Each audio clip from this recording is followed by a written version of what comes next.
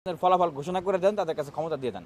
যে এই ফেস্টুনগুলো নির্বাচন কমিশন সরাইতে পারতেছে না, এটাকে আমরা একটা পাতানো ম্যাচ খেলতে আসছি, আবার কেউ করতে পারতেছে না। এবং আজকে দেখেন এখন পর্যন্ত কিন্তু ফেস্টুনগুলো খোলা হয় নাই। তাহলে তার মানে কি যে তাদের প্রভাবের কাছে স্যার এখন মাতানত। আবার আরেকটা ছাত্র সংগঠনের কারণে একদিন মেয়াদ বাড়িয়ে দেওয়া হলো। এখন স্যারকে বলবো যে স্যার আপনারা যদি মানে এই ডাইরেক্টই বলতেছি যে এই ছাত্রদল ছাত্র শিবির তাদের প্রভাবের কাছে যদি আপনারা না পারেন, তাহলে আপনারা কাজ করেন, আপনারা তাদের মানে নির্বাচনের ফলাফল ঘোষণা করে দেন, তাদের কাছে ক্ষমতা দিয়ে দেন। আমরা বিশ্ববিদ্যালয়ের শিক্ষার্থীরা আমরা আমাদের এম্পাওয়ারমেন্টের জন্য আমরা এই ডাকসুটা চাইছিলাম। এই ডাকসুর যে আন্দোলন আমরা করেছিলাম, আমি নিজে মরণপণ ফাইট করেছি এই জন্য, কারণ এই বিশ্ববিদ্যালয় এই প্রশাসন এই বড় বড় শক্তিগুলোর কাছে জিম্মি হয়ে যাচ্ছিল। এই জন্যই আসলে ডাকসুর জন্য এই আন্দোলনটা করতেছিলাম। সাধারণ শিক্ষার্থীদের কথা বলার কোনো জায়গা নেই। আবারও আগের মতো প্রশাসনগুলোতে এইভাবে করে দলীয় লেজুর ভিত্তির রাজনীতি শুরু হয়ে গেছিলো।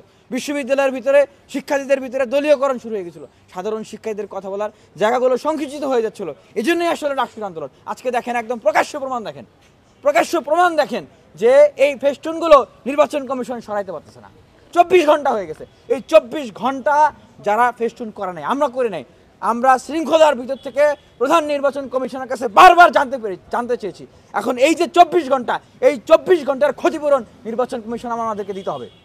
আমাদের যদি এই অবস্থা হয়, যারা স্বতন্ত্র প্রার্থী হয়ে নির্বাচন করতেছেন এবং যারা এই রাজনীতির কুটচালগুলো ভালোভাবে হয়তো অনেকেই বুঝতেছেন না, এবং এই ডাকসু নিয়ে কত উপর মহল থেকে কত ধরনের প্রভাব বিস্তার করা হচ্ছে, এটা যারা এখনো সেইভাবে করে জানতেছেন না, তাহলে তাদের কি অবস্থা হবে? এটাকে আমরা একটা পাতানো ম্যাচ খেলতে আসছি, পাতানো খেলা খেলতে আসছি, যে আপনি ছাত্রদলের জন্য একদিন বাড়িয়ে দিবেন, ছাত্র শিবির তারা ফেস্টুন টানায় রাখবে, আপনি তাদের চাপে আপনি এটা কার্যকর করতে পারবেন না।